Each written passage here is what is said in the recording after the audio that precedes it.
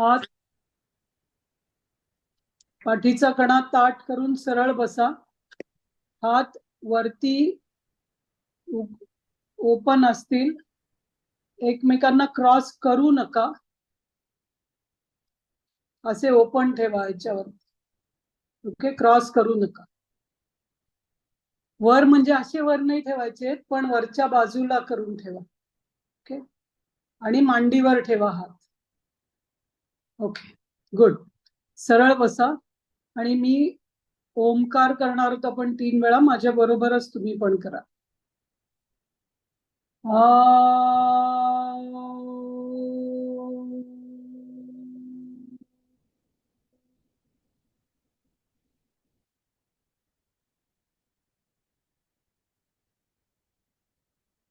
दीर्घ श्वास घ्या.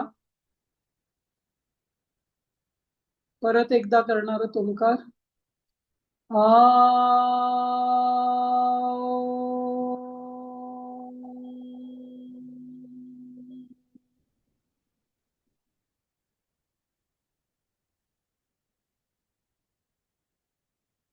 पुन्हा दीर्घ श्वास घ्या.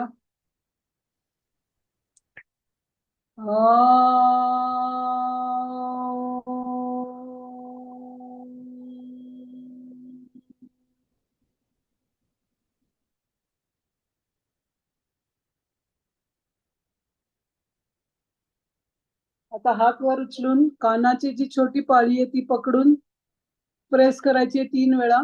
1 2 3 4 5 6 7 8 9 10. सोडून द्या. परत प्रेस करा.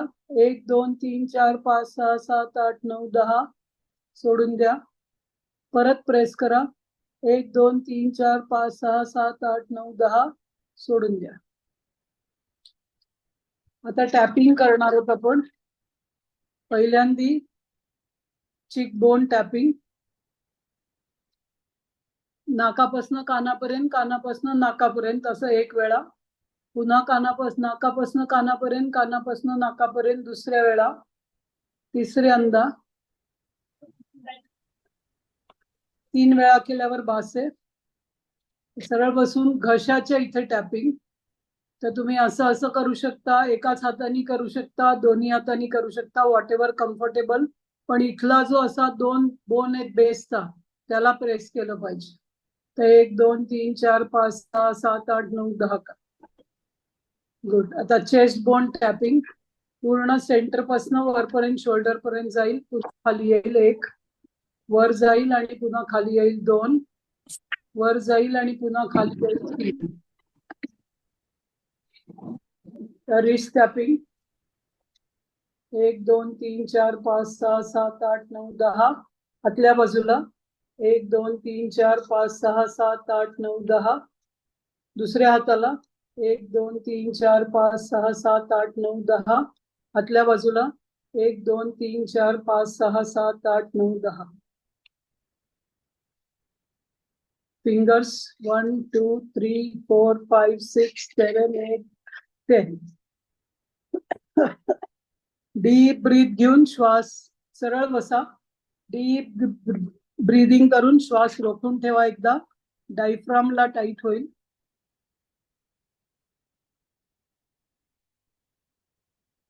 त्याच्यानंतर आपण भस्त्रिका टाईप करणार आहोत. फक्त एक्झलेशन.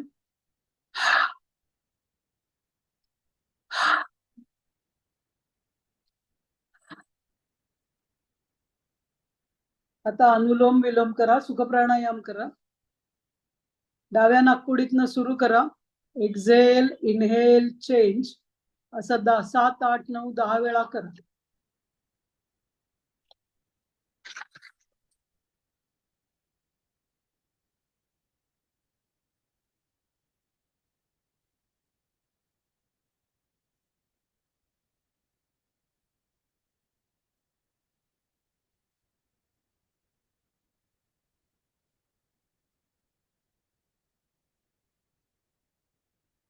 8 9 10 वेळा करा. तुम्हाला खूप पीसफुल वाटेल तेव्हा थांबा.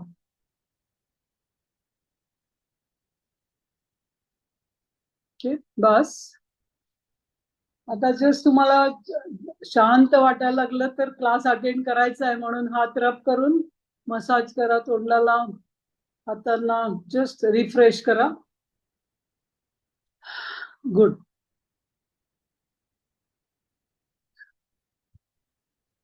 Okay, very nice. तर आतापर्यंत आपण बघितलंय की सर्कॅडियन रिदम आपण फॉलो करतोय. सूर्योदय ते सूर्यास्ताच्या मध्ये खातोय. प्रीबायोटिक प्रोबायोटिकनी आपण गुड बॅक्टेरिया वाढवायला सुरुवात केली आहे. त्याच्यानंतर काय नाही खाल्लं पाहिजे, काय खाल्लं पाहिजे याचं आपण एक समज घेतलेली आहे. किंवा भूक लागली की खायचं आणि तहान लागली की पाणी प्यायचं, या दोन गोष्टींवर आपण प्रॅक्टिस करायला लागलेलो आहोत. त्याची समजून प्रॅक्टिस करायला लागलोय. मग आता हेल्दी आणि अनहेल्दी याच्यामध्ये फरक काय आहे? आजारी असणं आणि आजारी नसणं असं न म्हणता मी आजारी आणि निरोगी, म्हणजे रोगी आणि निरोगी याच्यामध्ये काय फरक आहे? तर बेसिक फरक काय आहे? तुम्ही बघा की तुम्हाला काहीतरी टेन्शन आहे, कोणाशी तरी वादविवाद झालाय, काहीतरी पैशाचं टेन्शन आहे, जॉबचं टेन्शन आहे, रिलेशनशिप मध्ये प्रॉब्लेम आहे, काहीतरी मनामध्ये स्ट्रेस आहे तुमच्या, आणि तुम्ही एका फंक्शनला गेलाय. सगळेजण खूप छान एन्जॉय करतायत, पण तुमचा जो मनामध्ये कोपऱ्यामध्ये जो एक अनइझीनेस आहे, अनहॅपीनेस आहे, काहीतरी एक इरिटेशन आहे, स्ट्रेस आहे, ते फंक्शन तुम्ही एन्जॉय करू शकता का? खूप मुश्किल होत. नाही, खूप आणि मग सगळ्यांना ते आपल्या चेहऱ्यावर दिसू नाही म्हणून आपण ताणून ताणून खोटं खोटं हसण्याचा प्रयत्न करतो. पण आपल्याला आतनं माहिती आहे की मी एन्जॉय करू शकत नाही. आणि त्यावेळी खाल्लेलं अन्न, त्यावेळी केलेली बोलणी, किंवा त्यावेळी घेतलेली हवा, त्यावेळी घेतलेलं पाणी, हे सगळं आपल्यासाठी ऍक्च्युली दूषित पाणी, दूषित अन्न, दूषित विचार. जेव्हा आपलं मन आनंदी नाहीये तेव्हा शरीराने घेतलेलं काहीही हे आपल्यासाठी ऍक्च्युली थोड्याफार प्रमाणात दूषितच राहत. पण एक्झॅक्टली अपोजिट, तुम्ही खूप आनंदी आहात, खूप काहीतरी छान, तुम्ही काय निसर्गरम्य ठिकाण बघितलं, तुम्ही काय पेंटिंग केलं, तुम्ही काय गाणं ऐकलं, तुम्हाला जे काय आवडतं ते तुम्ही करताय, करू शकताय, केलंय, आणि ऍक्च्युली जेवायला काही उरलंच नाहीये तुमच्यासाठी, आज सगळं संपून गेलंय. खूप दुःख होतं का? नाही. जेवण हे इम्पॉर्टंटच वाटत नाही, कारण ऑलरेडी तुम्ही मनाने आनंदी आहात. तर तुम्ही म्हणता हा काय प्रॉब्लेम नाही, ते काय दूध पोहे खाऊ शकते मी, दही काहीतरी करू शकते, काहीतरी आहे घरात, मी करीन ऍडजस्ट. हे बायकाच करतात असं नाही. आनंदी पुरुष, आनंदी मुलं, कुठलाही आनंदी माणूस आनंदी असेल तर बाहेरच्या कुठल्याही सिच्युएशनला तो ऍडजस्ट होऊ शकतो. आणि आनंदी नसेल तर खूप चांगली सिच्युएशन असली तरी सुद्धा ऍडजस्ट होणं खूप मुश्किल असतं. म्हणजे काय? तर आता आपण बघितलं की जर सकाळचा सूर्यप्रकाश डोळ्यावर पडला तर कॉर्टिझॉल तयार होऊन आपला ऍक्टिव्हिटी हार्मोन तयार होतोय, आणि ऍक्टिव्हिटी हार्मोन राईट टाइमला तयार झाला, त्याचा ग्राफ बरोबर सूर्याबरोबर वाढत गेला, सूर्यास्ताबरोबर कमी होत गेला, तर मेलिटोनिन पण ऑटोमॅटिक संध्याकाळी तयार होतं आणि आपल्याला झोप ही शांत लागायला लागते. म्हणजे कॉर्टिझॉल आणि मेलिटोनिन हे दोन वेक आणि स्लीप हार्मोन्स एकमेकांच्या हातात हात घालून तयार होत आहेत. आपण आता निरोगी बनण्याकडे चालायला लागले, व्हायला लागली आपली प्रोसेस. हे दोन हार्मोन तर चांगले. त्याचप्रमाणे ग्रोथ हार्मोन हा सुद्धा आता नॅचरली तयार होईल. म्हणजे काय?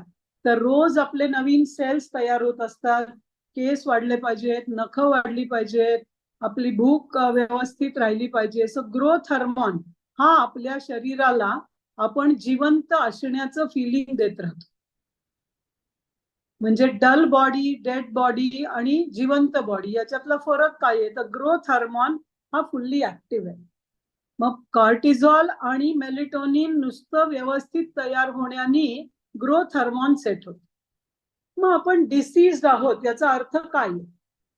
तर डिसीज आहो याचा अर्थ काय आहे? तर माझं पहिलं तुम्हाला सांगितलेली 3-4 वाक्य आणि आत्ताची यांना जर आपण जोडलं तर लक्षात येतं की आपल्याकडे एक हॅपीनेस हार्मोन आहे आणि तो हॅपीनेस हार्मोन कमी होतो आणि अनहॅपीनेस हार्मोन वाढला तर ना कार्टिझॉल काम करतं ना मेलेटोनिन काम करतं, कारण आपल्याला कशातच रसच वाटत नाही. निरस झालेलं जीवन हे निरोगी असूच शकत नाही. हे खूप महत्वाचं वाक्य. निरस असेल जीवन तर शरीर निरोगी असूच शकत नाही. म्हणजे जीवनात रस असला पाहिजे. तो कसा येतो? तर त्यासाठी शरीराकडे 4 हॅपीनेस हार्मोन्स आहेत. म्हणजे ऍक्टिव्हिटी हार्मोन एकच आहे, तोच स्ट्रेस हार्मोन होतो जर ऍक्टिव्हिटी जास्त झाली तर. स्लीप हार्मोन पण एकच आहे आणि ग्रोथ हार्मोन पण एकच आहे. पण हॅपीनेसचे 4 हार्मोन आहेत. त्यातला पहिला आहे जो खूप ठिकाणी बोलला जातो, खूप ठिकाणी त्याच्यावरती चर्चा होते, त्याचं नाव आहे डोपामाइन. पहिला हॅपीनेस हार्मोन आहे डोपामाइन.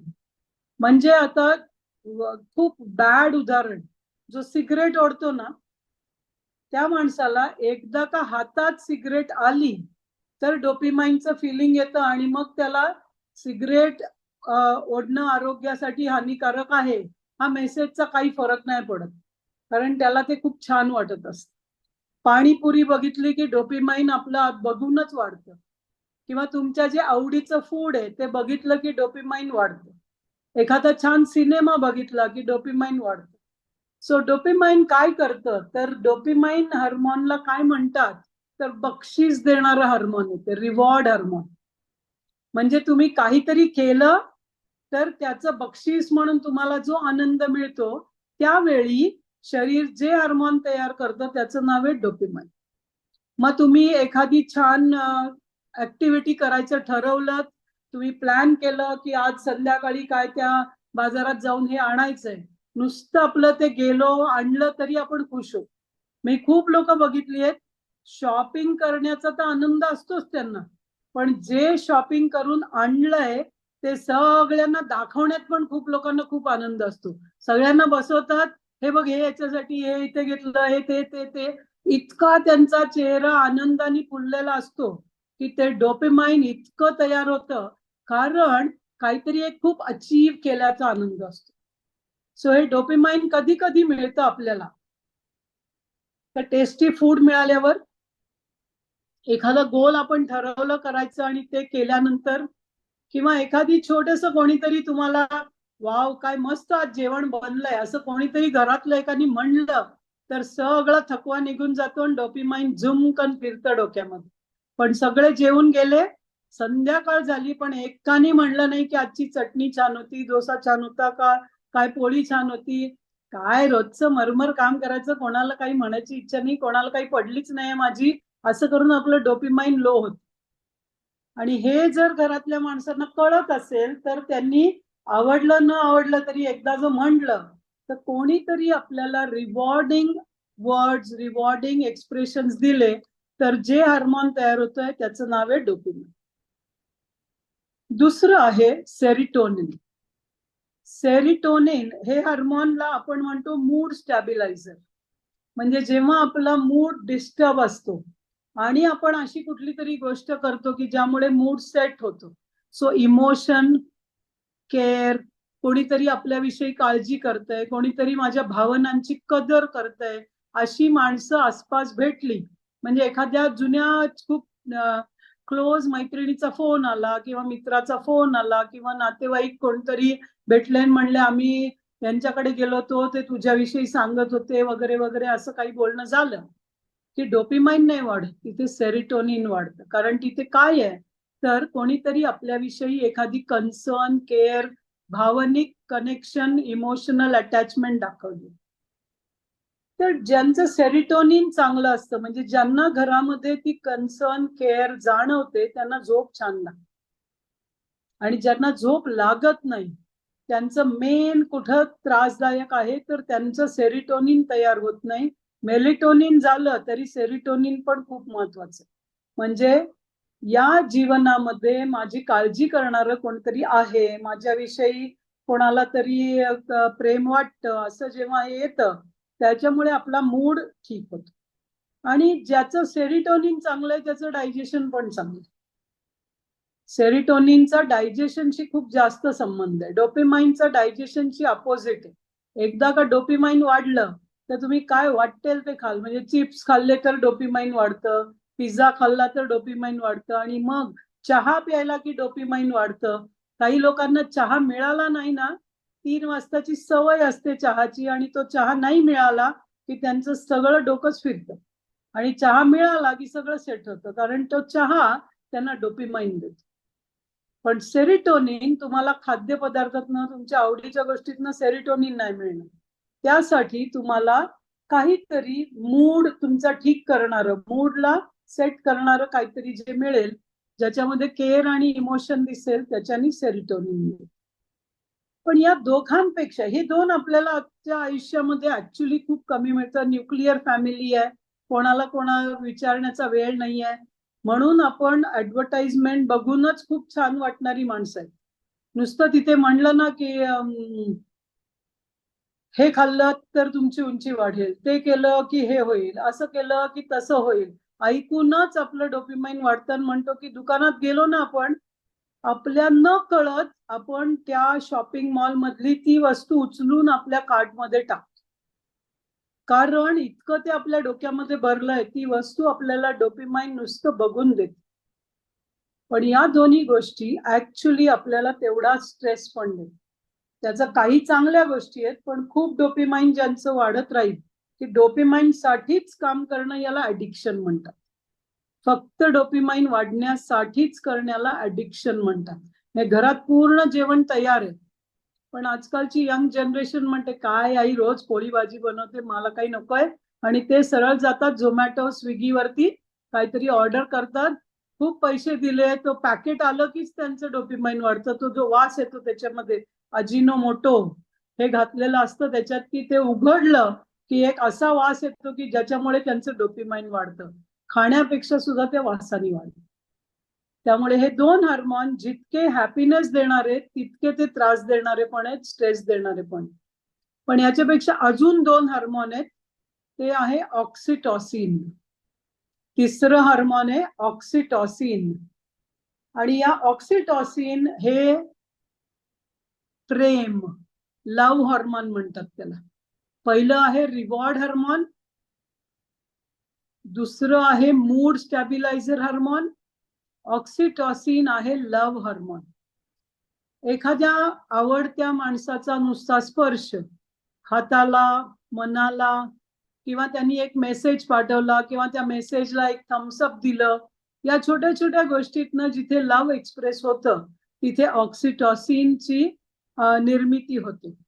आणि ऑक्सिटॉसिन आपल्याला सोशल बॉन्डिंग पण देते.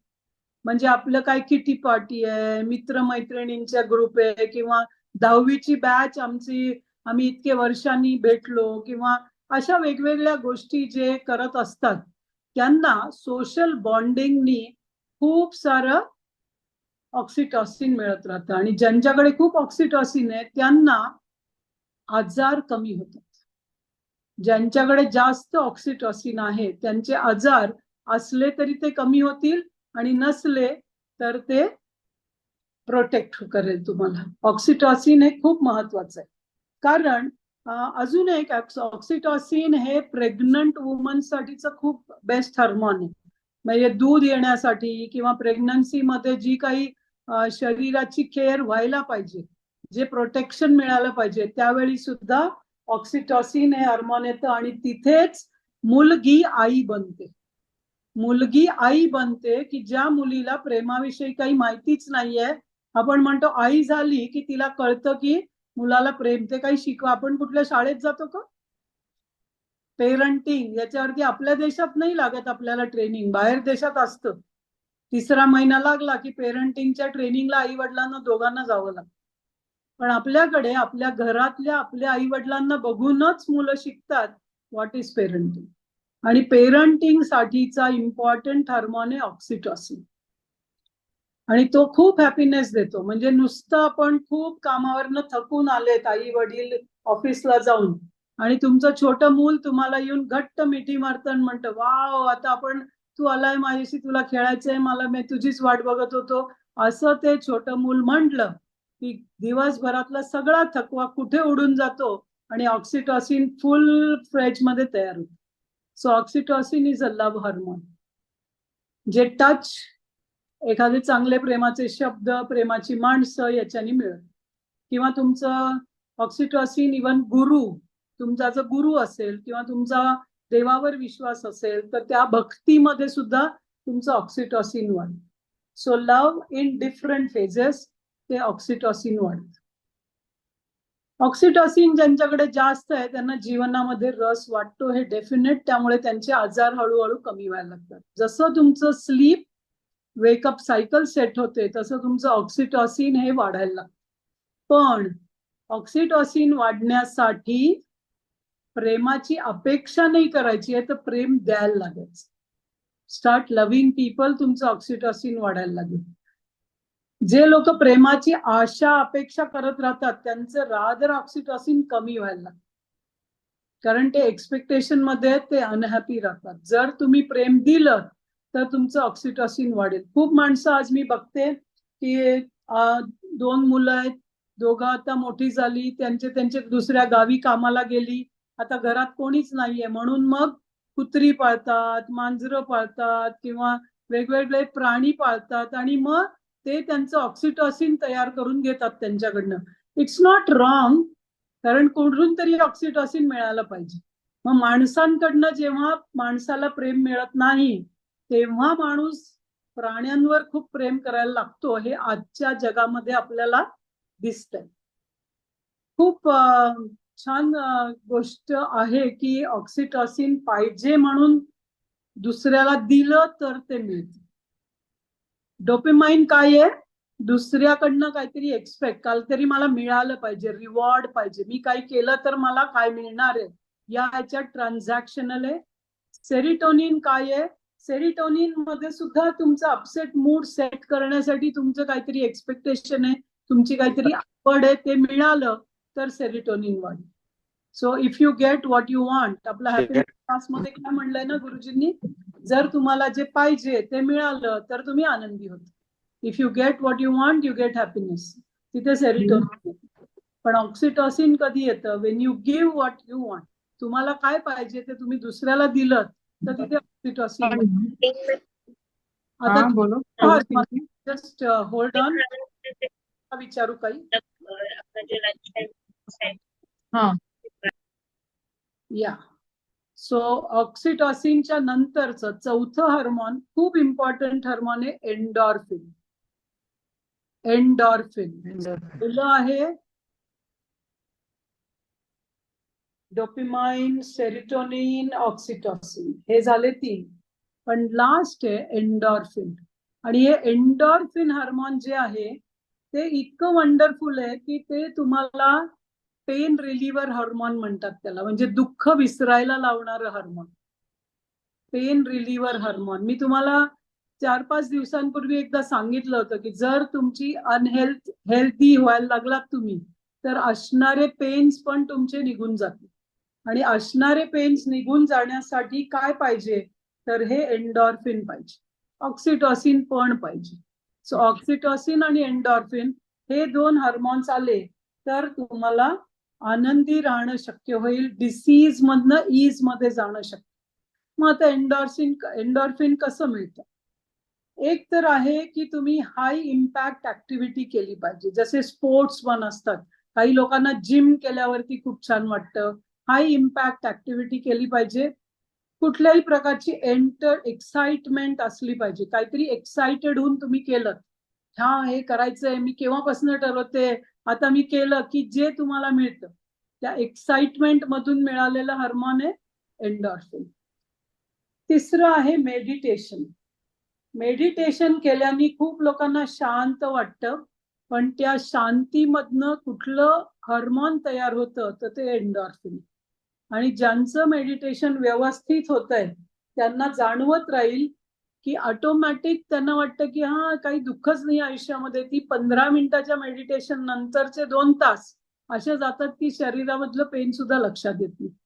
मी असे खूप लोक बघितले, टीचर्स बघितलेत, त्या टीचर्सचे काय ते चॉक डस्ट पडत असते घशाला, त्यांना त्रास होत असतो त्या चॉकडस्टचा, किंवा त्यांचं फळा पुसून इकडे तिकडे फिरून सकाळपासून संध्याकाळपर्यंत शिकवून उभं राहून ऍक्च्युली पाय दुखत असतात. पण ज्या टीचरला शिकवायला आवडतं तो टीचर 2 तास, 3 तास, 5 तास, 10 तास झाले तरी सुद्धा थकतच नाही. शरीर थकलेलं असतं पण त्यांना थकवा जाणवत नाही, त्यांचे पाय दुखत नाही, कारण they are enjoying what they are doing.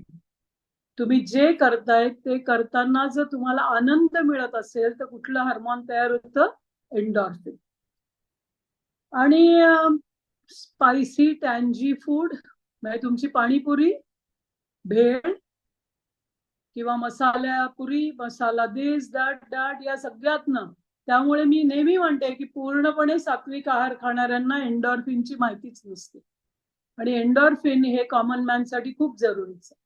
तर तुमच्या प्लॅन मध्ये एकदा तरी आठवड्यामध्ये असं काहीतरी खा ज्याच्यामुळे तुम्हाला वाव असं वाटलं पाहिजे, तोंडाला पाणी सुटणार. तुम्हाला जे तोंडाला पाणी सुटणार असेल ते तुम्ही तुमच्या ह्याच्यात ऍड करा. आणि कुठलं तरी क्रिएटिव्ह वर्क सुरू करा, जे तुम्ही लहानपणी करत असाल, जे तुम्ही तुमच्या बकेट लिस्ट मध्ये आहे पण करायला वेळ मिळत नाहीये, तर ते आठवड्यातनं एकदा, 15 दिवसातनं एकदा, महिन्यातनं तरी एकदा केलं पाहिजे. आणि मग त्यावेळी कोणावर डिपेंडन्सी नाही ठेवायची. मला करायचंय म्हणून मी केलं, आणि मग दॅट गिव्स यू एंडॉर्फिन. तर कॉर्टिझॉल आणि मेलेटोनिन बरोबर ग्रोथ हार्मोन वाढतंय, पण ग्रोथ हार्मोन बरोबर जर हे 4 हॅपीनेस हार्मोन्स एक कुठल्या कुठल्या तरी प्रमाणामध्ये, आणि ज्यांना सांधेदुखी आहे, पोटदुखी आहे, इकडं दुखतं तिकडं दुखतं, त्यांनी शेवटचे 2 हार्मोन जे मी सांगितले, ऑक्सिटॉसिन आणि एंडॉर्फिन, हे वाढवण्यासाठीचं काम केलं पाहिजे, ज्यामुळे पहिल्यांदा त्यांना पेनचं फिलिंग जाईल, आणि एकदा का त्या पेनच्या फिलिंग मधनं बाहेर आलं की मग ते पेन दूर होण्यासाठीच्या गोष्टी करण्याची पॉसिबिलिटी वाढते. आता हे कसं वाढवायचं याच्यासाठी मेन आहे तुम्ही मी सांगितलेल्या पुन्हा 5 गोष्टी. कॉर्टिझॉल डोळ्यावर पडलं पाहिजे, मेलेटोनिन तयार व्हायला पाहिजे, सकाळी सूर्योदय ते सूर्यास्त मध्ये जेवलं पाहिजे, या 2 गोष्टी मिनिमम. आता मी हे केलंच पाहिजे का, मी ते केलंच पाहिजे का, असं स्ट्रेस आउट खाणं न करता बुद्धीला पटेल ते आणि तुम्हाला जे आवडेल दोन्ही बॅलन्स करून जेवा. कधीही मी ठरवलंय मी अजिबात हे खाणार नाही, मी ठरवलंय अजिबात ते खाणार नाही, त्याचाच जर स्ट्रेस झाला तर तुमचं हॅपीनेस हार्मोन जाऊन स्ट्रेस हार्मोन वाढायला लागतं. मग cortisol instead of activity becomes a stress hormone. पहिल्या दिवशी मला कोणतरी विचारलं होतं की सगळे डॉक्टर सांगतात कॉर्टिझॉल हे स्ट्रेस हार्मोन. येस, तुमचं जेव्हा हॅपीनेस हार्मोन 0 होतं तेव्हा कॉर्टिझॉल हा तुमच्यासाठी ऍक्टिव्हिटी न राहता स्ट्रेस होतो. सो हे 4 हॅपीनेस हार्मोन वाढण्यासाठी pranayama, meditation, nature walk, exercise, vagus nerve activation आणि क्रिएटिव्ह वर्क, ही 5 गोष्टी केल्या तर तुमचे हॅपीनेस हार्मोन वाढतील. आणि जेव्हा डोपामाइन, सेरोटोनिन, ऑक्सिटॉसिन किंवा एंडॉर्फिन यातलं कुठलंही एक हार्मोन तुमचं वाढत गेलं तरी सुद्धा चांगलं आहे, पण जास्तीत जास्त प्रयत्न करा की सेरोटोनिन ऑक्सिटॉसिन आणि एंडॉर्फिन या दोघांना वाढवण्याची क्रिया करा. आता यांना वाढवण्यासाठी करायचं काहीच नाहीये. ऑक्सिटॉसिन साठी दुसऱ्याला प्रेम करायचंय, बऱ्याच गोष्टींवर प्रेम करायचंय, कामावर प्रेम करायचंय आपल्या, सो जे करतोय ते हॅपीनेसनी करायचंय. आणि एंडॉर्फिन वाढवण्यासाठी काय करायचं तर स्वतःवर प्रेम करायचं. सो प्रेम करा दुसऱ्यावर आणि स्वतःवर, या 2 गोष्टींनी तुमचं पेन रिलीव्ह होईल आणि तुमच्या हॅपीनेस मध्ये वृद्धी होईल. सो या गोष्टी करताना लक्षात ठेवा की डिस इज म्हणजे काय, not at is. So blood pressure, constipation, acidity, गल ब्लॅडर स्टोन, किडनी स्टोन, हे काय काय काय काय नावं आपण घेतली तर या सगळ्या डिसीज स्टेटचं मेन कारण आहे की व्हीगस नर्व डिस्टर्ब आहे. माइंड हॅपीनेस पासून खूप दूर आहे. आता आपल्याला व्हीगस नर्वचा टोन वाढवायचा आहे. गुड बॅक्टेरिया वाढवायचेत आणि हॅपीनेस हार्मोन्स वाढवायचे. आणि गुड बॅक्टेरिया जसे वाढतात ऑटोमॅटिकली तुमचं डोपिमाइन कमी होईल. बॅड बॅक्टेरिया खूप डोपिमाइन मागतात म्हणून बॅड बॅक्टेरिया तुम्हाला पिझ्झा मागतील, कोका कोला मागतील, ते सगळं डिमांडिंग असतात आणि ते दरवेळी थोडं बघितलं की थोडं खाल्लं की मस्त डोपिमाइन वाढतं. पण जेवढं डोपिमाइन वाढतं तेवढी तुमची एनर्जी खेचून घेतात. सो डोपिमाइन हाय आहे, एनर्जी लो आहे. पण ऑक्सिटॉसिन हाय आहे, एनर्जी पण हाय आहे. एंडॉर्फिन हाय आहे, पेनचं फिलिंगच नाहीये, लाईफ इज फंटास्टिक अशा याच्यात जा. सो डोपिमाइन आणि सेरिटोनिन या दोन गोष्टी वाढतात कशामुळे, तर ऍडव्हर्टाइजमेंट. खूप डेकोरेटेड फूड, डेकोरेटेड घर, डेकोरेटेड, खूप लोकांना कपडे असेच घातले पाहिजे, तसंच केलं पाहिजे, त्याचे इट्स गुड. पण त्याच्याशिवाय होत नाही अशी जी कुठली तुमची गोष्ट जी तुम्हाला ऍडिक्शन झालंय त्यातनं बाहेर येण्याचा प्रयत्न करा. आणि love everyone, love your self, या दोन गोष्टी केल्या तर लाईफ विल बी फंटास्टिक. म्हणजे फक्त फूड फॉलो करून हेल्थ येणार नाही, फक्त प्राणायाम, मेडिटेशन, आसना, योगा, एक्सरसाइज करून हेल्थ येणार नाही. फूड चांगलं असलं पाहिजे, प्राणायाम, मेडिटेशन, एक्सरसाइज पण केलं पाहिजे, पण त्याचबरोबर जगावरती प्रेम करायला शिकलं पाहिजे आणि त्या जगाचा मी पण एक भाग आहे हे पण लक्षात ठेवलं पाहिजे. सो या तीन गोष्टी, आता यालाच आपण ब्रह्मा, विष्णू, महेश्वर पण म्हणतो. सो तुमचा ब्रह्मा कोण आहे, तर क्रिएटिव्हिटी, प्रेम सगळं देणार. विष्णू कोण आहे, तर विष्णू मेंटेनन्स करणारा, म्हणजे प्राणायाम, मेडिटेशन, एक्सरसाइज हे सगळं. आणि महेश्वर कोण आहे, तर ते तुमचं फूड आहे. शक्ती असली तरी सुद्धा ती तुम्हाला शक्ती या पद्धतीने देते की ते तुम्हाला जे खाल्लंय त्याचा निचरा करेल. म्हणजे विष्णू निचरा नाही करणार कुठल्या गोष्टीचा, विष्णू मेंटेन करेल, पकडून ठेवेल. आणि ब्रह्मा क्रिएटिव्हिटी म्हणजे सृजन करेल. सो या तीन गोष्टी तुमच्यासाठी पूर्ण हेल्दी होण्यासाठी खूप गरजेच्या. आणि ज्या माणसांना जगावर प्रेम करता येत नाही ती माणसं कधीही सुखी, आनंदी, निरोगी होऊ शकणार नाही. हा आजच्या लेसनचा खूप महत्वाचा भाग आहे की मी करणारी माणसंही कधी आनंदी होऊ शकत नाहीत आणि मी वेस्ट आहे, मी वेस्ट आहे, मी वेस्ट आहे म्हणणारी पण आनंदी होऊ शकत नाही. सो तुम्ही प्रोकॅस्टिनेशन करू नका. मी हे करू शकत नाही, ते करू शकत नाही, करू नका. पण तीन गोष्टी, आणि याच्यासाठी कुठलेही धडे नाहीये, कुठेही ट्रेनिंग नाहीये. त्याच्यासाठी काय केलं पाहिजे, तर इंट्रोस्पेक्ट केलं पाहिजे, आपल्या आई वडिलांना बघायला पाहिजे, आई वडिलांना नमस्कार रोज मनामध्ये केला पाहिजे, कारण त्यांनी तुम्हाला प्रेम करायला शिकवलं. मग तुमचे वेगवेगळे गुरु असतील आयुष्यामध्ये ज्यांनी तुम्हाला काय काय शिकवलं, तर आज रात्री ग्रॅटिट्यूड करा. आज रात्री झोपायच्या आधी एक पानभर लिहा की कोणाकोणामुळे माझ्या आयुष्यामध्ये मी काहीतरी खूप आनंद एक्सपिरियन्स केलाय. खूप वर्षापूर्वी असेल, आज असेल, तर त्यांना ग्रॅटिट्यूड द्या. Tell them thank you. सगळी ओळ लिहा की बाळा, तुझ्या जन्मानंतर माझ्या आयुष्यामध्ये पहिल्यांदा मला जाणवलं की मातृत्व म्हणजे काय. Thank you my son, thank you my daughter. असं ग्रॅटिट्यूड पॅरेग्राफ लिहिलं तरी चालेल. जितकं तुम्ही लिहाल तितकं तुमचं ऑक्सिटॉसिन आणि एंडॉर्फिन वाढायला लागेल. विदाउट युअर नॉलेज ह्या दोन गोष्टी वाढतील. So gratitude is a right way for loving, expressing your love to the world. जगाला त्याचं प्रेम, कारण या जगात आपण आलोय. कुठल्या झाडांनी तुम्हाला कधी सांगितलं का हो माझा फळ घेऊ नका म्हणून?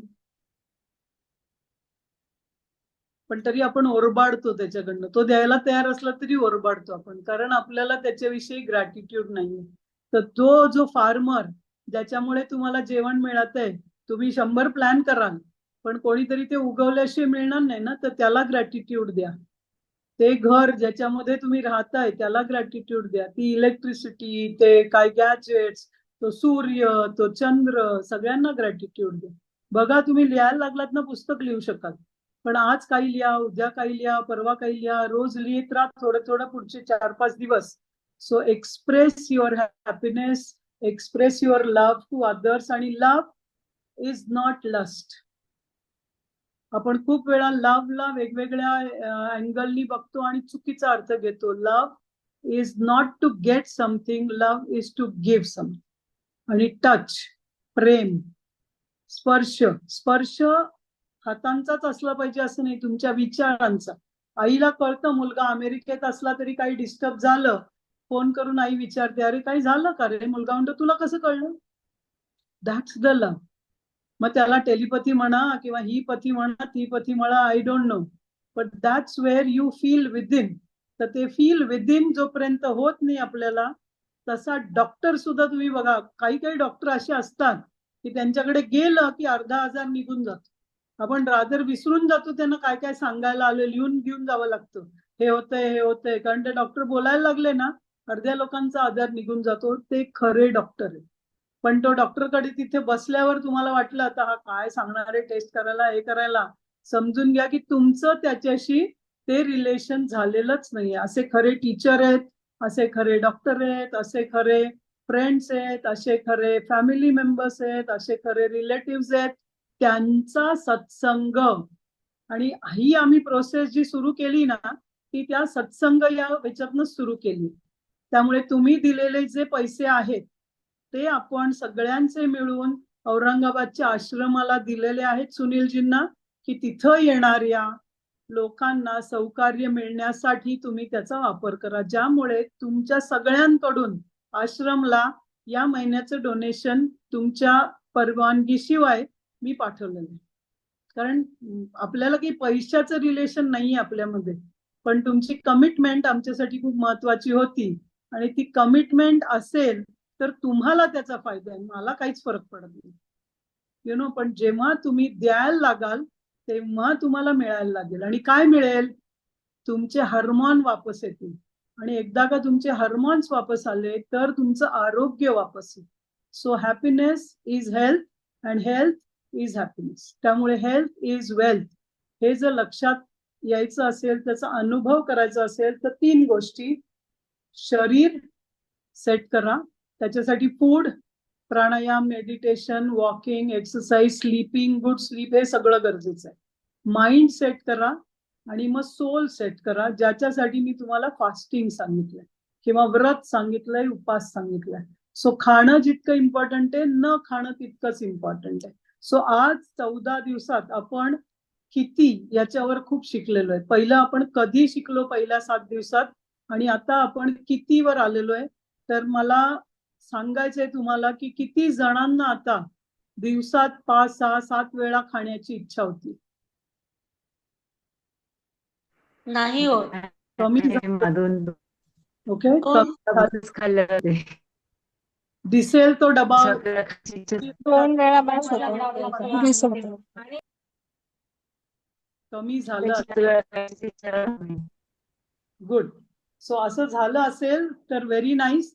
मी या हार्मोनचं मराठीमध्ये तुम्हाला शेअर करीनच, कारण तुम्ही लिहून घेतलंय तुमचं, पण मला जे सांगायचंय तेच तुमचं मॅच होत असलं तर दॅट्स गुड.